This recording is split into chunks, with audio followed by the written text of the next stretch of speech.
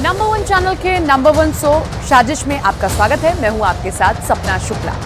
आज बात सबसे पहले इजराइल की। रिपोर्ट है कि इजराइल ने युद्ध की कई बातों को छुपाया है दुनिया से।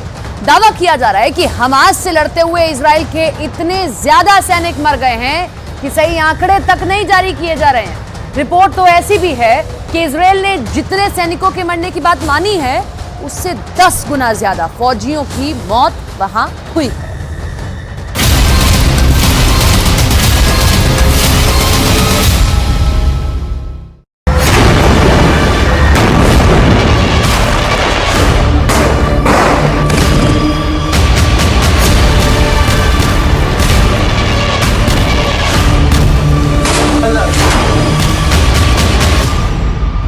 हथियारों के मामले में इजरायल को दुनिया का एक बहुत ताकतवर मुल्क माना जाता है। इजरायल का एरो एयर डिफेंस इतना ताकतवर है कि इजरायल दावा करता है कि अगर 2000 किलोमीटर दूर से भी कोई मिसाइल इजरायल की तरफ लॉन्च होती है तो मिसाइल लॉन्च होते ही इजरायल का एयर डिफेंस सिस्टम एक्टिव हो जाता है। जब तक इजरायल अपनी एयरफोर्स के माध्यम से गाजा पट्टी पर बमबार्डिंग करता रहा, तब तक इजरायल के सैनिकों के मारे जाने की संख्या का आंकड़ा लगभग स्थिर रहा। लेकिन जैसे ही इजरायल ने अपना ग्राउंड ऑपरेशन शुरू किया, इजरायल के सैनिकों की मौतों की संख्या लगातार बढ़ती गई। लेकिन अब जो समाचार फिलिस्तीन के अखबार छाप रहे हैं उससे ऐसा लग रहा है कि इजरायल की सेना और इजरायल की सरकार इजरायल के सैनिकों की मौत के आंकड़ों को छुपा रही है।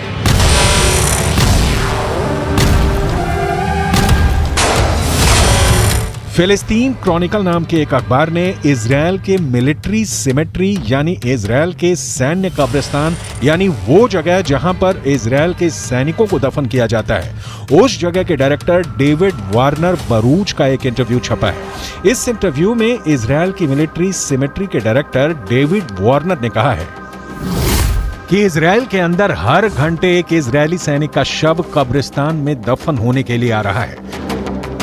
इस इंटरव्यू को फिलिस्तीन के अरब देशों के अखबारों ने हाथों हाथ लिया और यह दावा किया कि इजरायल के सैनिकों की मौत का आंकड़ा आधिकारिक आंकड़े से कहीं ज्यादा है। जेरूसलम के पश्चिमी इलाके में माउंट हर्जल कब्रिस्तान है और यहां पर इजरायल की सेना में काम करने वाले सैनिकों को दफनाया जाता है। मिडल ईस्ट मॉनिटर नाम की एक और न्यूज वेबसाइट में इस कब्रिस्तान के डायरेक्टर डेविड ओरेन का बयान छपा है। पिछले 48 घंटे में 50 इजरायली सैनिकों को दफनाया गया है। यह चौंका देने वाली बात है क्योंकि इजरायल ने दावा किया है कि 7 अक्टूबर से अब तक इजरायल के करीब 400 सैनिक मारे गए हैं। इनमें से करीब 80 सैनिक गाजा के ग्राउंड ऑपरेशन में मारे गए हैं। करीब 10 सैनिक लेबनान के बॉर्डर पर हिजबुल्लाह से लड़ते हुए मारे गए हैं और 300 से ज्यादा सैनिक 7 अक्टूबर और उसके बाद एक हफ्ते तक इजरायल के अंदर हमास के आतंकवादियों से सीधे लड़ते हुए मारे गए हैं। लेकिन फिलिस्तीन के अखबारों का दावा है कि ग्राउंड ऑपरेशन में इजरायल के सैनिकों के मारे जाने की संख्या आधिकारिक आंकड़ों से कहीं ज्यादा है।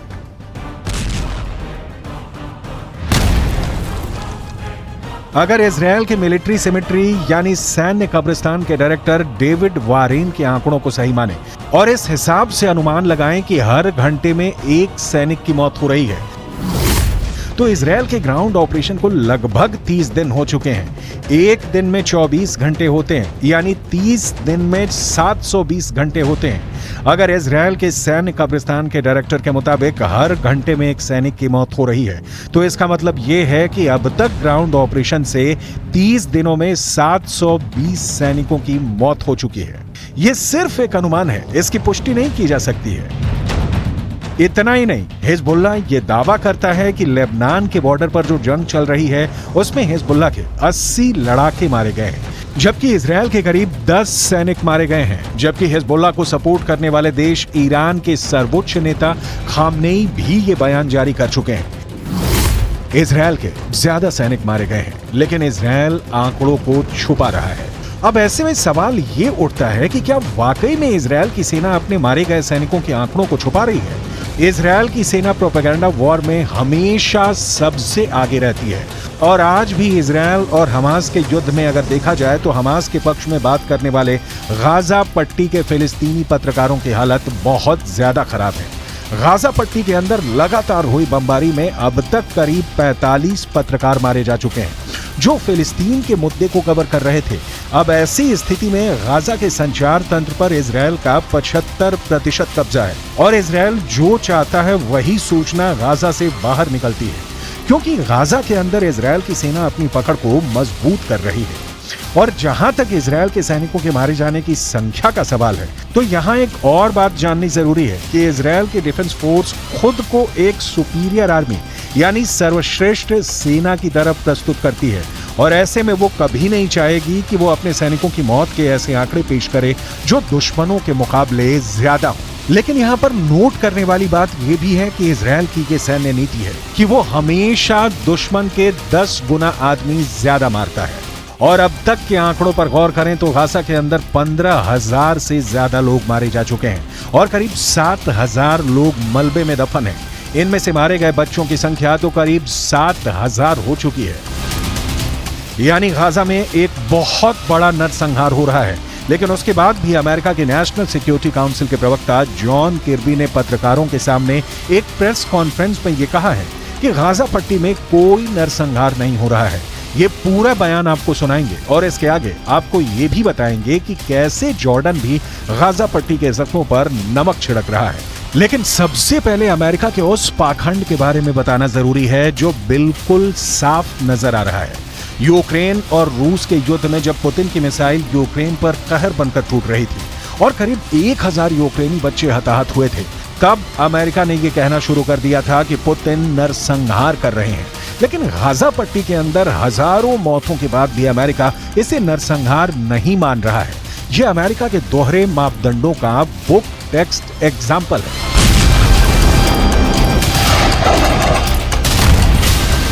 Hamas wants, make no mistake about it, is genocide. They want to wipe Israel off the map. They've said so publicly, more than one occasion. In fact, just recently. And they've said that they're not going to stop. What happened on the 7th of October is going to happen again and again and again. And what happened on the 7th of October? Murder, slaughter of innocent people in their homes or at a music festival. That's genocidal intention.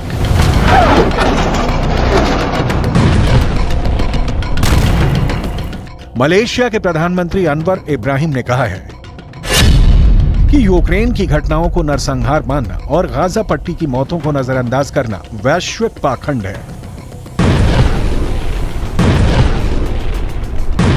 दूसरी तरफ अगर देखा जाए तो अब तक Gaza पट्टी के अंदर 30,000 से ज्यादा लोग घायल हैं और गाजा पट्टी के अस्पतालों की हालत क्या है ये पूरी दुनिया को नजर आ रही है।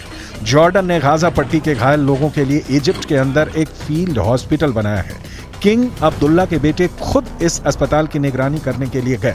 लेकिन आपको जानकर हैरानी होगी कि इस फील्ड हॉस्पिटल में मात्र 40 बेड हैं, जबकि गाजा के अंदर 30,000 से ज्यादा लोग घायल हैं। और इन हालातों में एक फील्ड हॉस्पिटल में मात्र 40 बेड का इंतजाम लोगों के साथ एक क्रूर मजाक है। بس اهم شيء المعنويات تضل عاليه ان شاء الله. ان شاء الله احنا زي ما بنعرف الجيش العربي ما شاء الله احنا دائما بنقوم بالواجب. اقل شيء بنقدر نعمله انه نحاول نساعد اخواننا في غزه وفلسطين. فاكيد بدنا نعمل اكثر دائما بس انتم ما شاء الله يعني فرصه انكم تساعدوا الناس ونقدم الشيء اللي هم محتاجين. ان شاء الله. ان شاء الله. احنا كلنا فخورين فيكم وراح نتابع كل الامور اول باول.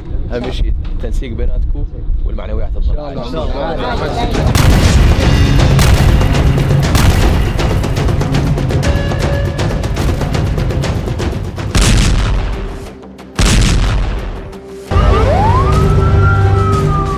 इजरायल अपनी टेक्निकल सुपेरियरिटी की वजह से अजेय है।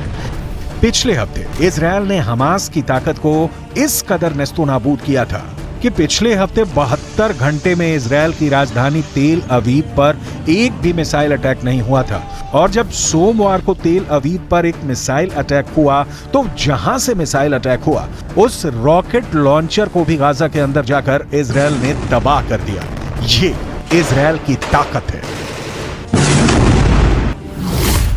हमास के प्रवक्ता अबू उबैदा की माने तो हमास के लड़ाकों ने इजरायल के 350 से ज्यादा बख्तरबंद गाड़ियां और टैंकों को उड़ा दिए हैं।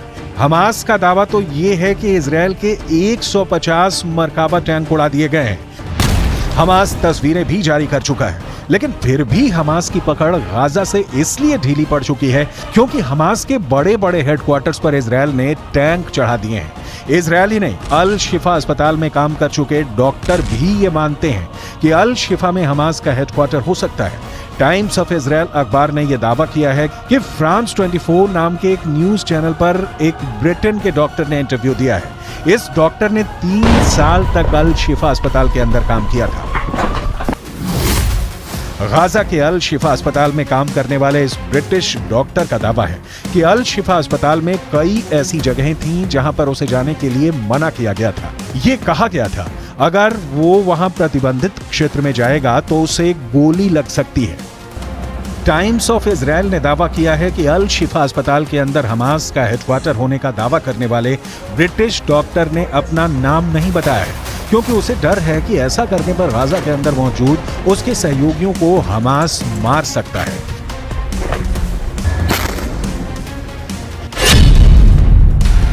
अल शिफा अस्पताल में काम करने वाले इस ब्रिटिश डॉक्टर ने आगे कहा कि सावधान किए जाने की वजह से मैं गाजा के अल शिफा अस्पताल के प्रतिबंधित क्षेत्रों से दूर रहा, लेकिन मैंने कुछ संदिग्ध से नजर आने वाले ऐसे लोगों को अस्पताल में हर समय अंदर और बाहर जाते देखा था जो चिकित्सा कर्मी नहीं थे।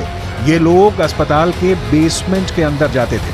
The first time our forces entered the Shifa complex, they went in with a bomb-sniffing dog, and they discovered a truck full of ammunition. After revealing the shaft by the D9, they saw a circular opening, and they couldn't see all the way down at the time, but further investigations and tools lowered down it revealed that this is a 10-meter deep shaft that leads to a corridor. At the end of that corridor, there is a blast-proof door with a shooting hole at the top of it. And our forces, after making sure that all defense mechanisms are dismantled, have opened that door that leads to another door that goes deeper into the complex. The understanding that this tunnel goes under the hospital. Israel defence force ने इस British doctor के interview को आधार बनाते हुए एक बार फिर कहा है कि इस इंटरव्यू से साबित होता है कि अल शिफा अस्पताल का इस्तेमाल हमास के आतंकवादियों के द्वारा हेडक्वार्टर की तरह किया जा रहा था।